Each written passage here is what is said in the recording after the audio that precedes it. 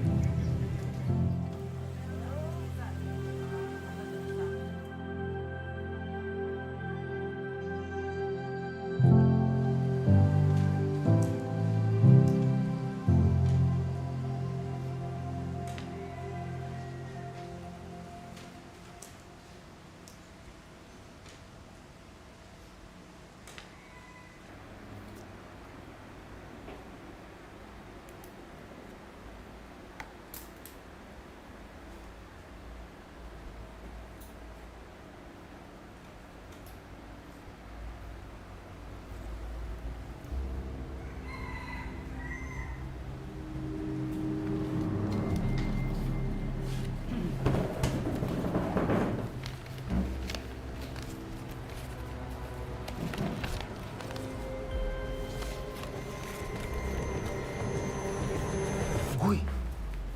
Ano ba yun? Huwag mo na balik yan. Pagbigyan mo na ako. Ngayon lang naman eh. Huwag mo. Mali mo.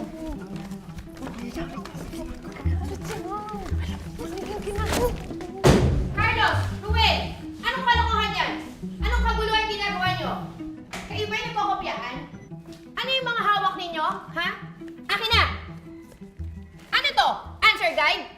Pupunta tayo sa principal's office at tayo mag-uusap. Halika na! Sumunod kayo sa akin! Magandang araw po, Madam Principal. Na marami rin pong nakakita mga klase. Ito po si Carlos, na turingan po honor student ay nakitaan ng ganun sitwasyon. Ang anak niyo po ay nahuling nag-cheat. Kaya po, siya po ay makikita.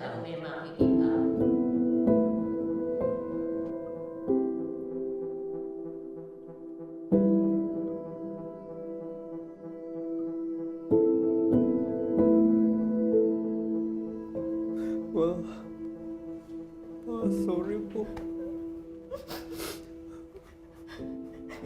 Anak, di ba alam mong mali yun? Tumingin ka sa akin, di ba alam mong mali yun? Bakit mo ginawa? Paano na ang kinabukasan mo? Di ba lagi kang sinasabihan ni mama mo? Ay, di naman po kasi ako yung pumuha nun eh. Anak, Pati sinabihan ko mo sila Chong na ibalik nila. hindi dapat isinasaalang-alang ang pagiging magkaibigan para mahadlangan ang paggawa ng tama. Saka alam mo bang hindi nila binalik? Hindi ko mo alam. Hindi ko po alam. O paano ngayon yan? Tinanggal na ng paaralan yung scholarship mo. Anak, di ba sabi ko sa'yo, kung mahal mong mga kaibigan mo, di ba dapat tinulungan mo silang matuto at magbago? Di ba? Ma, sorry po talaga, ma. Pa, hindi ko naman mo alam eh. Hindi ko po alam na makikikout ako. Carlos, anak. Lagi mo itong tatandaan. Dapat maging matapang tayo sa paggawa ng tama. Maging duwag tayo sa paggawa ng mali.